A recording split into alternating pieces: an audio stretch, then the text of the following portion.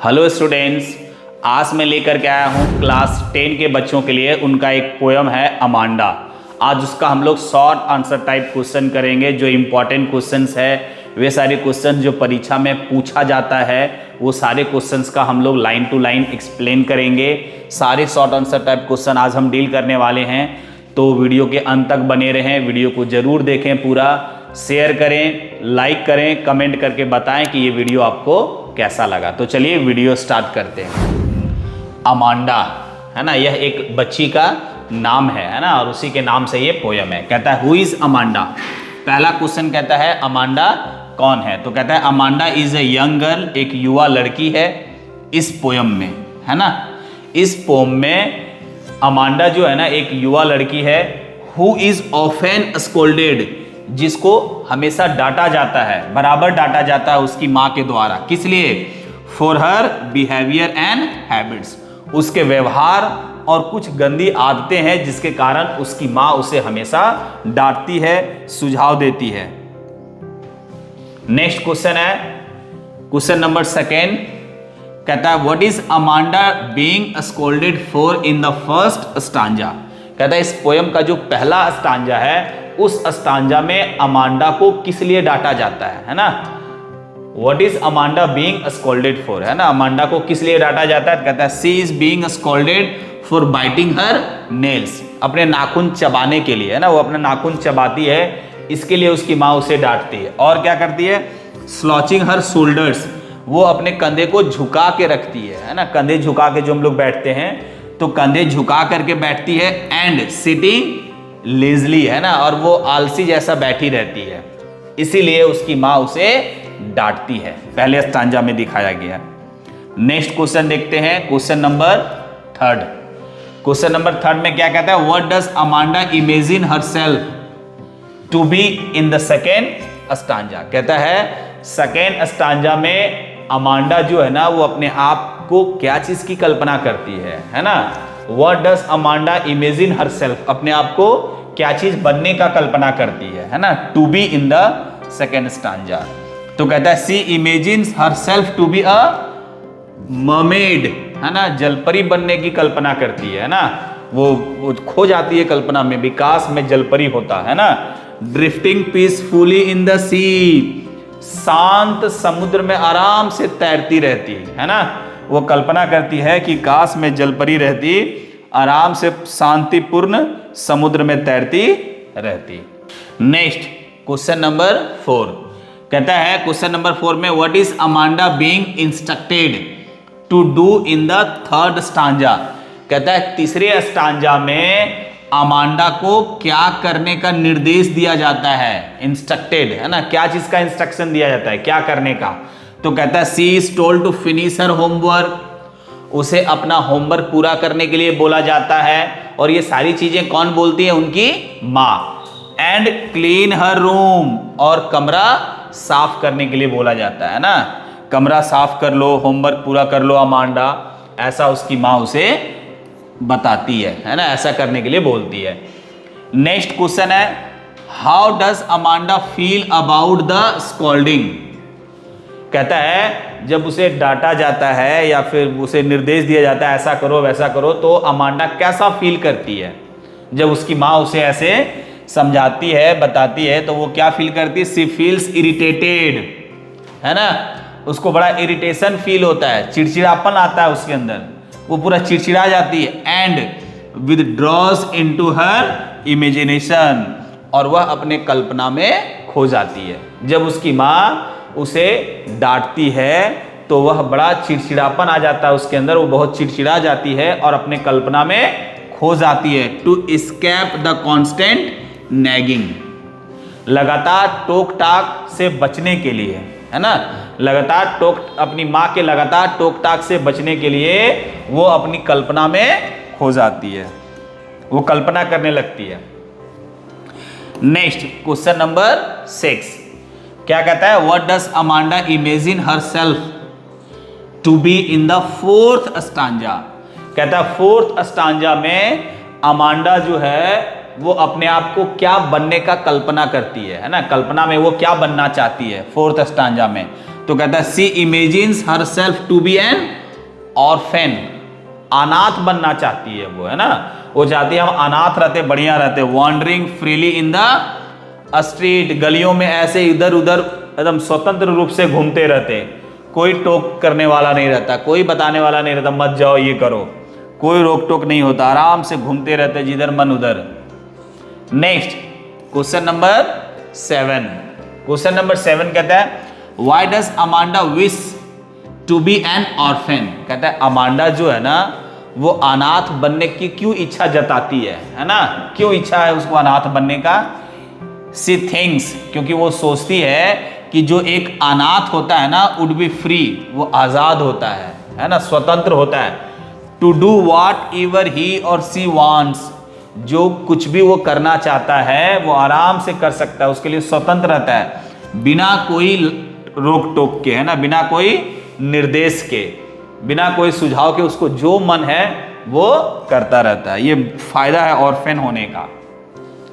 Next question number 8, question number 8 क्या कहता है what is Amanda being told in the 6th stanza, कहता है 6th स्टांजा में अमांडा को क्या बोला जाता है या क्या बोला जा रहा है।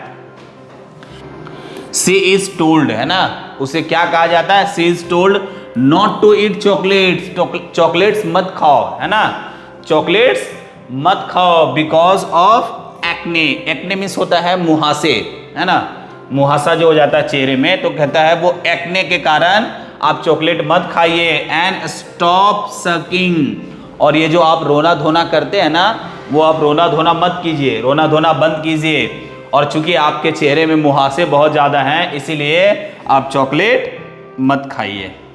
Next question number 9, question number 9 क्या कहता है what is the central theme of the pome, ये जो पोम है ना इसका सेंट्रल थीम क्या है, तो कहता है कि द पोएम हाईलाइट्स, ये जो पोएम है ना वो क्या प्रदर्शित करता है, हाउ कॉन्स्टेंट नैगिंग, कैसे लगातार रोक टोक जो है, टोका टाकी जो है बच्चों के लिए, बच्चों को जो हम बार बार टोकते हैं ये नहीं करो वो नहीं करो, वो कैसे प्रभावित करता है एक बच्चे के मानसिक स्थिति को, कितना ज्यादा प्रभावित कर देता है कि वो बच्चा अपने आप को अनाथ बनना ज्यादा पसंद करता है, अनाथ होना ज्यादा पसंद करता है। सोचिए कैसे प्रभावित करता है एक बच्चे को। And push them into day dreams for escape, और इससे निकलने के लिए, भागने के लिए वे बच्चे क्या करते हैं, दीवा स्वप्न देखते हैं, मतलब दिन में ही कल्पना करने लगते हैं, है ना, स्वप्न देखने लगते हैं।